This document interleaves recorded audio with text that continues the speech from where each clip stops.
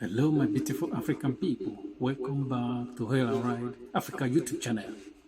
Today we are revisiting our, talking point about how the some Chinese nationals, that go to Africa. They travel to Africa, and Africa welcome them. But their sole aim of traveling to Africa is to commit crime there, and not only commit crime, they commit crime and their host country, those crimes they are committed there, and sometimes is abroad. Recently in Zambia, 22 Chinese national citizens were found guilty of committing financial crime. And sometimes when you see these people that commit fraud in Africa, even the international ones and the local ones, because like I said in my previous videos, sometimes some of them, when they are committing this crime, they will even commit it against their host country. Those internet fraud people, they do it, they still, cheat the people, their host country. They don't just, try to trick people that are in abroad or cheat them and take their money. They take even the local ones' money. They don't care about where this money is. Any place they find money, they will look for it, to find it, to take it illegally. And we give them field day all the time in Africa, because sometimes when they are caught, they are not punished enough. But the Africans have started waking up, because in the past, what they do when they cut them, even they would just deport them, that them serving some terms in prison. But it have started to change now, because these people they caught in Zambia have been given like 11 years or 15 years prison sentences in Zambia. So they're going to spend some prison terms in Africa, and African prison. It's not going to be easy for them. And when you look at the way they operate, they say they just base there, even get the locals that are ignorant and employ them, because they come and disguise themselves as they are setting a business, because they think that Africa doesn't know much.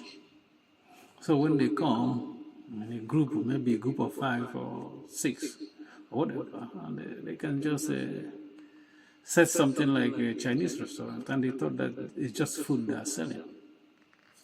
But they don't know in the back they're doing something else.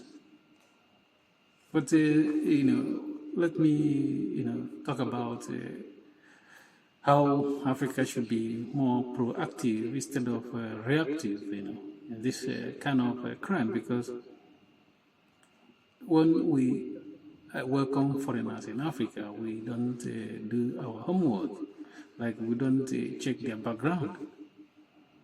It just seems like Africans are not interested in checking some people's background, especially when they come from abroad.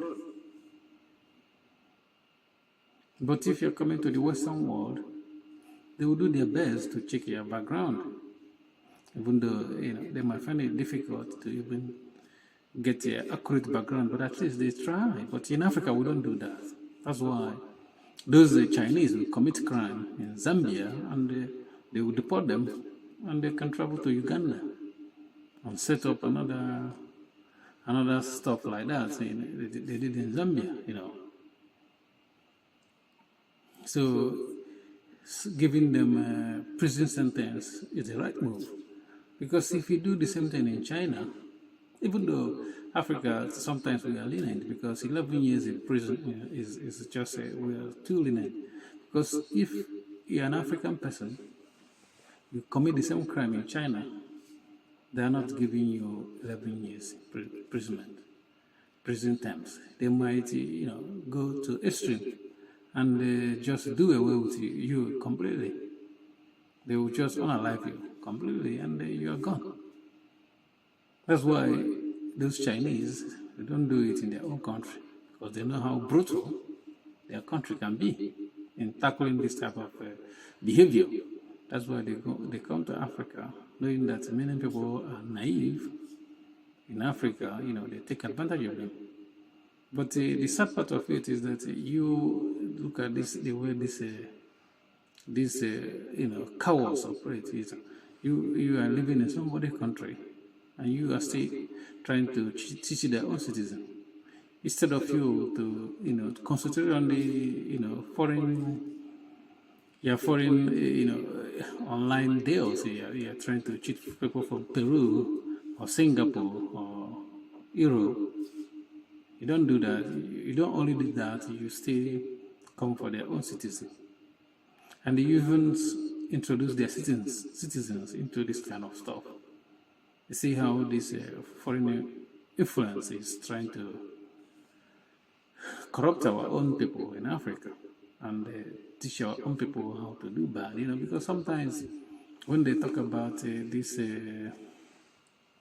fraud, they only think about the Africans and the Indians, now, and they don't know that the Chinese are even among the top notch in those kind of crime, because they know they are good in software. They know how to. They have the machine to print many cards, many SIM card.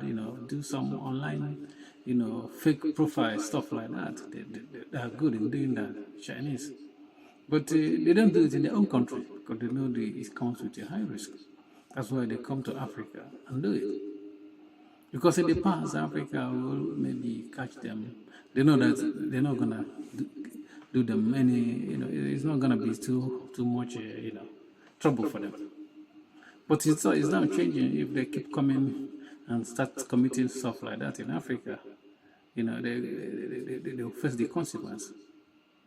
Because I saw one video I watched that they caught Chinese in Ghana, doing illegal mining of gold, and even the reporter was calling them, instead of calling them thieves or criminals, this African reporter is calling them workers. And tell me how if Chinese caught you doing this stuff in their own country, they're gonna call you workers. You see how some of our people, you think they're enlightened, they're not. You caught somebody doing illegal stuff, mining gold, and gold is money. And this reporter that doesn't know his left and right is calling them workers instead of calling them criminals. This is the way we treat them before, like when we catch them, we just deport them. But if you do the same thing in China, they're not going to deport you. They will, first of all, if you're lucky, they give you like 20 years imprisonment, or even your life might be involved. So thank you for watching. Please don't forget to like our YouTube video, subscribe to our YouTube, and if you disagree with us, or even if you agree, let us know in the comment section. Thank you for watching. I'm your Bratan, the Muta, as the Russians call me. Peace.